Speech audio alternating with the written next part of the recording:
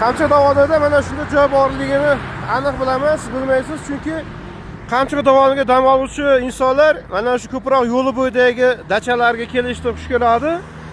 Mana bu bugungi ko'rsatgan joyimizda, ya'ni tog' u tomonida ham juda xush manzara, chiroyli joylar bor.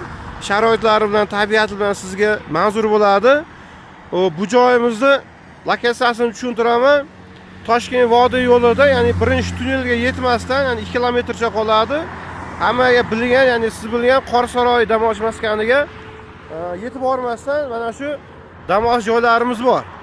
Bu joyimizni yaxshi tomoni, ya'ni siz uchun foydali tomoni, buni katta yo'ldan uzoqroqda joylashgan. Ya'ni shovqin, ya'ni mana mashinalar shovqinda yetib bormaydi. Tabiati, manzarasi, atrofdagi chiroyli gullari sizlarga o'ta manzur bo'ladi. Mana xohlasangiz mana bu tomonda, xohlasangiz mana shu ko'ringan orqa tomonlarda chiroyli dam olish maskanlari bor. Mana bu yerda reklamalarni turibdi.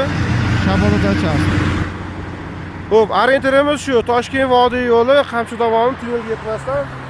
Xo'p, kanalimizni kuzatib olsalaring, bugun mana shu dachalarimizni qisqacha obzorini qilamiz. Buning uchun kanalimizga a'zo bo'ling va like tugmasini bosib qo'yinglar. Albatta, sizlar uchun manfaatli bo'ladi. Salomat bo'linglar.